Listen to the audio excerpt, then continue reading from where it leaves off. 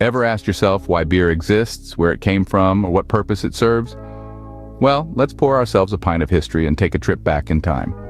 The story of beer begins over 7,000 years ago in the 5th millennium BC, in what we now know as Iran.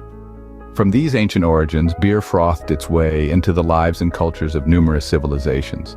The Sumerians, Egyptians, and Greeks, to name a few, all held beer in high esteem. It was more than just a refreshing beverage. In religious ceremonies, beer was an offering to the gods, a divine nectar. It was an essential part of their diet, a nutritious gruel that was safer to drink than water. And in some societies, beer even served as a form of currency. Yes, folks, they literally drank their wages. So it turns out, beer has been with us for quite a while, quenching thirsts and building civilizations. Now that we know where beer comes from, let's delve into why it exists. You see, beer's role in society has evolved significantly over the centuries. Initially, it was a dietary necessity. With its rich nutritional content, beer offered sustenance to our ancestors in times when food was scarce. But as civilizations advanced, so did the purpose of beer. Today, beer has become a social lubricant, a catalyst for conversation and bonding.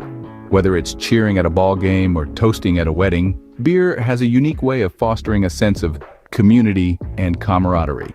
And let's not forget the craft beer revolution. This movement has transformed the perception of beer from a simple thirst quencher to a complex and artisanal beverage. It's given rise to a new culture of beer enthusiasts, brewers, and connoisseurs, each with their own unique appreciation for this age-old brew.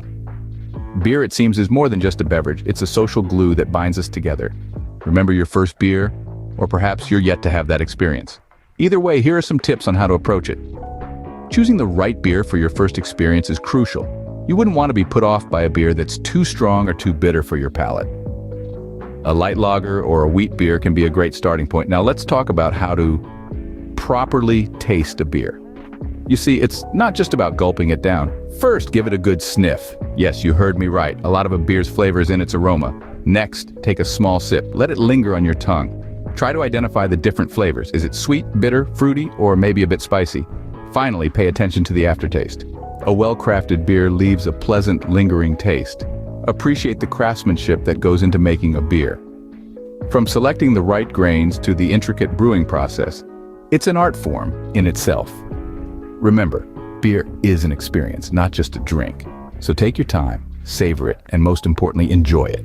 Ever heard of Clark Griswold? Let me tell you a story about his first beer. Picture a young, naive Clark, eyes wide with anticipation as he beholds his first pint. The golden liquid danced in the glass, the frothy head beckoning him closer. His heart raced as he picked up the glass, the cold condensation against his palm sending a chill up his spine. The moment had arrived.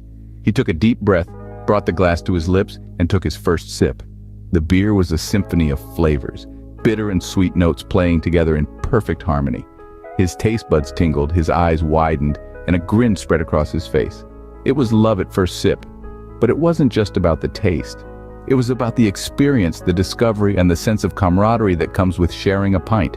And that, my friends, is the story of Clark Griswold's first beer. A story that perfectly illustrates the journey and the joy of discovering beer for the first time.